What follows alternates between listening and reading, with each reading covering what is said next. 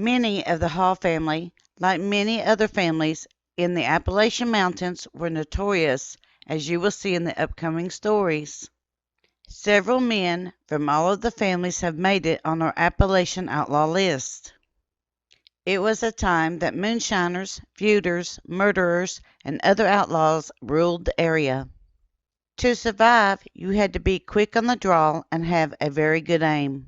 It was a very hard way of life, and everyone did what they could to survive.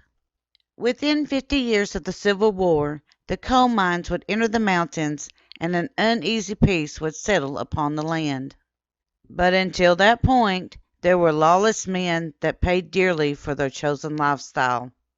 Elijah Henry Hall was the first cousin to Taut and Bad Lewis Hall. As we walk through his life and his ultimate crime through his memoir and newspaper articles, we will try our best to be as fair as we can be about his life. However, we will discover why he was called the Cain of the mountains. Most of the following events are taken from his own memoir called, quote, The Life and Confession of Red Bill or Henry Hall, unquote. All of the events that we will relay to you are a summary of the book, which is no longer in print. We ask you, the viewer or reader, to please take his words with a grain of salt as to the reasons behind each situation as they are told to us by Henry's perspective. All aboard! The time machine is about to go back in time and find out more about Elijah Henry Hall. But before I start, I need your help. I can drive the time machine, and I can do the narration, but I need you to push the like, subscribe, and the bell buttons to get the time machine started. This helps us out so that we can get a bigger time machine and take more people with us. And without further ado, here we go. Henry and his family. We start this off with there were two Elijah Halls. One man was born in June 1860 and the other on August 30th, 1853. Sources have both men being born in Long Fork in Pike County, Kentucky. The Elijah Henry Hall we will be discussing had parents named Reuben and Nancy Yantz Hall. He would marry Mary Elizabeth Lizzie Hall.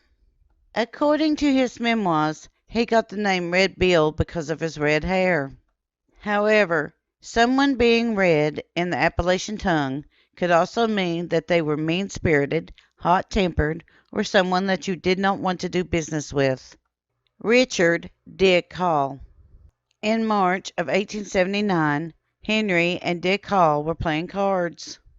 The two men became at odds with each other over money. Dick drew out his pistol, aimed, and was about to shoot Henry. Henry had a stick and knocked the gun out of Dick's hand while it was being fired. The gun fell to the floor. Dick went after it and slipped and fell. Henry got the better of Dick and forced him to stand holding his hat in his hand while Henry shot at it with Dick's own pistol 10 feet away. After all of the shots were fired, Dick was allowed to leave without his pistol. Henry hired to carry the mail. In 1881, Shay Osborne from Long Fork of Shelby hired Henry to ride the mail. This would be a distance of 23 miles a day at 25 cents per day. This job only lasted one trip as Henry quit the job and resolved that he would marry. First recorded fight with Jarvey Hall. Henry would have several fights that almost proved fatal between him and his brothers. One such fight happened when Henry was 23 years old in 1883 and his brother Jarvey Hall. Both of the Hall brothers and their families lived in the same house. Jarvey and his wife had a huge fight. Jarvey was drunk and began smashing his wife's dishes in the kitchen. Jarvey then proclaimed that he was going to smash everything that also belonged to his brother Henry and proceeded to smash a lamp onto the floor. At this time, Henry grabbed Jarvey by the arm and stabbed him 4 or 5 times. Jarvey survived this fight, and the brothers would go on and make up. The shootings of Sol and Jarvey Hall. The following year, in the summer of 1884, another row would happen between Henry and Jarvey. The two men would start out with a friendly game of cards. During the game, however, they fell out over a small matter. Jarvey then began throwing rocks at Henry. Henry pulled out his gun and shot Jarvey above the right knee. Henry left and went to Millstone. On his way to Millstone that same day, Henry met with his brother Sol, who had heard of the shooting of Jarvey. Sol went to disarm Henry. Henry Hall was having none of it, so he shot Sol Hall in the right shoulder. After shooting his two brothers, Henry went to Floyd County, where he drank, played cards, and fought people as usual for the next couple of years. The stabbing of Sol Yantz. Upon returning to Letcher County, Henry Hall would have issues with the Yantz family. Henry would throw rocks at them. Sol and Henry, both drunk, would meet up together in Millstone. After exchanging words, they got into a fight. Henry would stab Sol in the collarbone. Several bystanders prevented Henry from killing Sol. Hall would escape to Virginia. After a couple of weeks, Henry came back to Kentucky to talk to a friend about Sol. Sol was not expected to live, and several vigilante groups had formed and were searching for Henry. Henry versus the Posse. Running back to where he came from, Henry ran across a constable and 11 men that recognized him. Shots immediately rang out. Henry's clothes were shot through, his horse was wounded, and a bullet went into his saddle. A hot pursuit ensued as Henry ran from the scene as fast as he could. After running for a mile, his horse could go no further, and he dismounted and hid in the woods, and a woman took his horse and hid it. The posse went on further for some distance before they realized they had lost him and quit the chase. He stayed with Joe Reynolds for the night to hide, then continued on his way to Virginia. There he stayed drinking and gambling until he got involved with a fight with John Wagner. He returned briefly to Letcher County and had a confrontation with the sheriff. Realizing that he could not return to Letcher County, Henry, along with his brother Jarvey, returned to Virginia. There they set up a card game with the Jones Brothers in Donkeytown. The card game with the Jones Brothers. The ante was high, with each man paying $100 in the kitty. The money was placed on the board. There were 3 Jones brothers present, with Sam and Harrison Jones playing with all brothers. Jarvey won the game. A quarrel broke out between the men.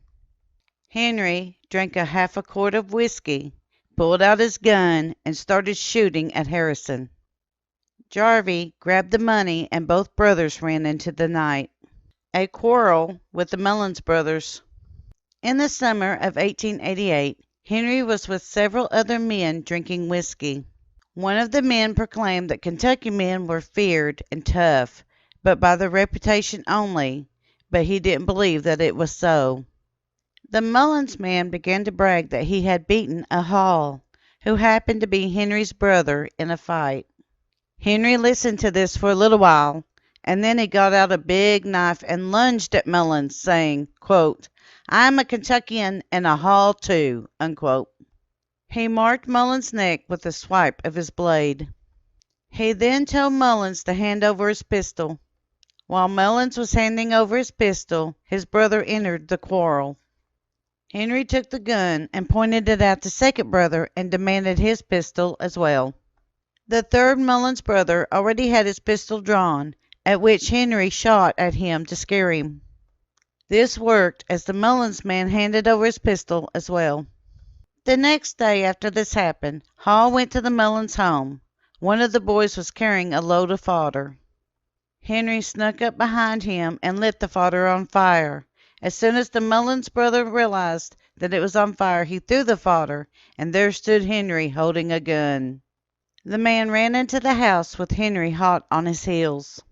He made everyone leave the house. Henry soon left the house himself because he thought that they might return with recruits to get him. Hall becomes a businessman. In 1890, Hall established a grocery, which is actually a place to sell whiskey and have gambling. He sold his horse and put up the grocery store on Rockhouse Creek in Letcher County, Kentucky. He had a falling out with Elijah Hall over gambling and a dispute over another situation, and Henry stabbed Elijah. Henry then went on to John Hall's home. While there, Henry kicked a dog that had ran out toward him. This upset everyone, and Henry then ran him out of their own home and then ransacked it. Arrested. The sheriff caught up with Henry Hall when he left John Hall's home at Rockhouse Creek and was going to Boone Creek. There, he was arrested on Friday and held in custody until Monday morning. He was under the guard of 2 men. On the way back to Rockhouse Creek for trial, a moment came when the men were not paying attention, and Henry took one of their guns from them and escaped. Second arrest. A couple of days later, Henry showed up at Joe Reynolds' home and shot into it. The constable arrested him and summoned a man to guard him. They stopped in Whitesburg on the way to stay the night. Because Henry was a flight risk, they bound his hands and feet for the night. It was raining very hard and the guards fell asleep. Henry eased himself out of bed and silently crawled across the floor. Finding an axe under one of the guards' bed, Henry was able to cut himself loose and escaped into the night with the guards' guns. He ran to Pound, Virginia, where he again got drunk and caused trouble with everyone. The officers that he had escaped from now had 3 warrants for his arrest. There was a standoff between Hall and the officers, each telling the other party to disarm or the shooting will begin. Eventually, the officers stood down and the warrants were dismissed. Hall tries to work legitimately. In 1891, Hall purchased a team and went to Beaver, Kentucky to haul logs. Realizing that legitimate work was not for him, he soon sold his team and began gambling with the Hall brothers. He lost his money and had a huge fight with them over it. They shot at him, missing him, and he fled from the scene. Floyd Casebolt. From Beaver, he went to Mud Creek, Kentucky. There he played a game of cards with Floyd Casebolt. Casebolt won the game. His winnings included $25 and a pistol. Henry went and got Harold Johnson, and the 2 of them lay in wait on the side of the road and robbed Johnson of his winnings. The murder of John Randolph Hall. Sometime in 1892, Hall would set up a second grocery store in Long Fork, Kentucky. The following is an event that led to the death of his brother, John Randolph Hall. The newspapers call him by his first name, John. However, in the memoir, Henry calls him Randolph. Keep this in mind as we will use both names to describe the same person depending on which source is used. A little side note. For everyone who has been following our Killing Rock or Pound Gap Massacre series, the following events happened just 3 days after the murder of the Mullins party on top of Pound Gap. We looked into whether or not these events were related, and we could not find any correlation between these 2 situations. However, it did make us research it because these events did not take place far from each other in land and time distance. Back to our story. According to the memoir, early on the morning of May 17, 1892, several newspaper sources list this date as June 17, 1892. Randolph and Henry had a dispute over playing cards. Henry then traveled to Long Fork in Pike County, Kentucky, with the purpose of buying a pistol. He first went to B.F. Johnson's store for this purpose. Hall told Mr. Johnson that, quote, someone would be in hell before sunset, unquote. Mr. Johnson refused to sell Hall the pistol. Hall then went to W.B. Johnson's store, which is located a short distance below the first store. He was able to buy a pistol through the store and walked up the road shooting it several times for practice. Hall was rather late getting back to his own store at the top of the hill. Hall passed someone on the way and asked who was still at the store. He was informed that his wife Lizzie, Randolph's 11-year-old daughter Clarissa, and Jarvey Hall were still there. Upon arrival, Randolph and Henry went out of the main house to play a game of cards. While they were playing cards, Clarissa was sent to fetch a jug of water and told to return before they quit playing. During this time, Jarvey Hall had gotten drunk and had passed out from drinking whiskey. Henry's wife Lizzie had left during this time. It had started raining, so everyone moved back into the house and resumed their game of cards. Clarissa had returned with the water in time to see her father, Randolph, finally won a hand of cards and stuck his winnings, which was only $1, in his pocket. Henry pulled out his revolver and shot his brother twice in the side of the head. Randolph did not immediately die from his injuries. A few minutes later, another one of Henry's brothers would arrive at the house. Henry threatened and attempted to shoot him as well. However, his brother escaped and Henry ran over the hill to safety. The arrest and hearing. Henry remained with Randolph all night long, but never offered him so much as a drink of water. After Randolph had passed, Henry went 200 yards from the house around a hillside and laid down behind a log and went to sleep. While there, Lewis Hall found him and arrested him for the murder of his brother. Henry was taken to Squire Alexander Johnson's home so that a hearing could be held. According to the book, this was located on Long Fork and Shelby, but in what now is Sprite, Kentucky. He was found guilty of this crime and held over for trial. He was taken to Pikeville Jail on May 20th, 1892. The trial. On March 22nd, 1893, Henry Hall appeared before Honorable John S. Patton, the judge of Pike County Circuit Court. Mr. J. B. Oxer would be Hall's attorney. Honorable J. Lee Ferguson was Pike County attorney, and Mr. Bolton would be the Commonwealth attorney. Hall's attorney tried to have the case continued, but was overruled. There were 3 previous cases that were equally as bad as this one. The men received life sentences instead of the gallows.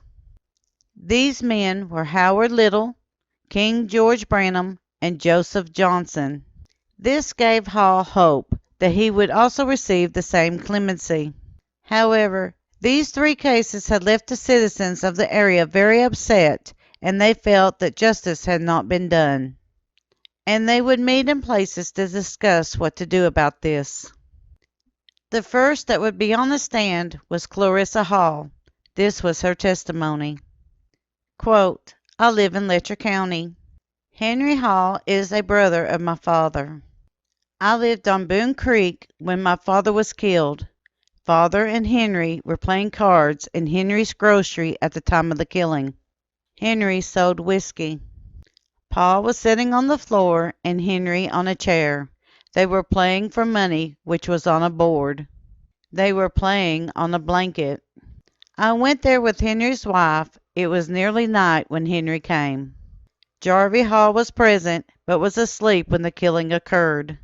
They had been playing out of the house, but it began raining and they came into the house. Both of them had been drinking and were nearly drunk. I had taken 1 dram of whiskey. Paul told me to go out and get a jug of water, and I did so. When I came back, they were playing. Henry shot him in the side of the head near the ear. I ran to tell the neighbors when Paul was shot. After I had gone a step or 2, I heard another shot. I saw Paul the next day. There were 2 holes in his head. I was standing close to Father when he was shot. Unquote. The next on the stand was Henry Hall himself. He spoke of fighting often with his brother. According to Hall, on the day of the killing, Randolph came to the store wanting to play cards. Henry refused to do so at first. However, Randolph agreed to appoint Jarvey Hall, their brother, to act as referee. Under that condition, Henry changed his mind and agreed to play cards. Hall talked about playing cards outside and having to move the card game inside due to rain. Henry put his last dollar up in the ante to keep down trouble. Randolph then swung at him twice but missed him. Henry thought that Randolph was armed with a knife but was not positive about it. After doing this, Henry shot Randolph in self-defense. Upon cross-examination, Henry was asked about why he had purchased the gun, and his reply was that he had been run over by other people for long enough. There were several rebuttal witnesses that were to testify in the trial. However, the most stunning was the testimony of Squire Alex Johnson. He states that Henry asked how old a child had to be before their testimony would be believed. Johnson answered him that there was not a limit. To which Henry's reply would be, quote, and that if a little girl were out of the way, he would ask the case no odds, unquote. The jury would be sent to deliberate the evidence. After only 13 minutes, the jury would render a guilty verdict and recommend a sentence of death. This was an answer to the murder of Randolph Hall. It would seem that the testimony of Clarissa Hall held weight with them, and that they made up their minds after she had testified. According to the memoirs of Henry Hall, quote, after the verdict was read, Mr. Bolton whispered and told Clarissa, they are going to hang her Uncle Henry for the killing of her father. She replied, quote, I hope that they will. I think he deserves it, unquote and unquote. Gallows dates changed. According to the Mount Sterling Advocate on May 9, 1893, it was reported, quote, the Court of Appeals has affirmed the judgment of the lower court in the case of Henry Hall, who murdered his brother near Pikeville, Kentucky last year over a game of cards. Hall was sentenced to be hanged June 16th next, unquote. According to the Courier-Journal on August 12, 1893, it was around this time that Hall attempted to starve himself to death, but soon gave up on the idea.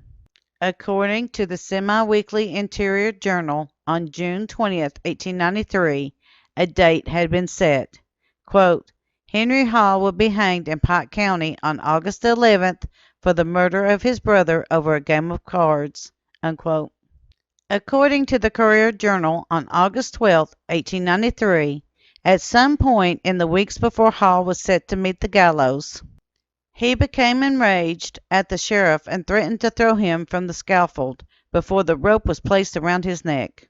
According to the Evening Bulletin on August 10, 1893, it was reported, quote, Governor Brown of Kentucky has declined to commute the sentence of Henry Hall, who killed his brother in a quarrel over a game of cards, and the murderer will be hanged at Pikeville next Friday, unquote. The gallows. Elijah Henry Hall would indeed meet the gallows on August 11, 1893. There are other sources that place this on October 14, 1893. The charge that was laid against him was fratricide, or the killing of his brother. According to the Maysville, Kentucky newspaper on October 23, 1893, 50 guards armed with a Winchester prevented any attempt at rescue. While on the gallows, Hall asked for pardon of his sins, offered a prayer, and joined in singing, quote, Nearer, my God, to thee, unquote. He would die at 1:30 p.m., witnessed by 10,000 people. According to the Courier-Journal on August 12, 1893, Henry not only killed his brother John, but he also assaulted 4 other brothers, with 3 of them being wounded at different times in his history. According to the Roanoke Times on August 13, 1893, they placed his time of death at 8:30 a.m. on August 11, 1893. They have his last recorded words as, quote, goodbye, unquote, as he fell through the trap door. Also, according to this source, on August 1, 1893, Henry Hall was baptized. Thoughts and questions. When researching through documents, memoirs, newspapers, and other things, you find that a lot of dates, times, places, or events are sometimes not cohesive. However, we try to post the differences and let you, our readers, make up your own mind when it comes to the evidence before you. Was Henry Hall guilty of premeditated murder in the first degree? Or was he innocent and this was a case of self-defense? We will let you decide upon this matter. A special thank you. We wish to once again thank those who have helped us to gather information about the people in this series. We wish to thank Vicki McPeak Sackett and Floyd and Cheryl Kraft for their help with this project and their tireless efforts to have the record kept straight for future generations. We at Kentucky Tennessee Living would like to thank you for watching our video series on the Appalachian Outlaws. Don't forget to hit that like button, as the more likes we receive, the more likely YouTube is to suggest our videos to other viewers. Also, to receive notice when we upload a new video, be sure to subscribe and click that bell for notifications. We thank you for continuing to support Kentucky Tennessee Living as we are discovering the mysteries of Appalachian history.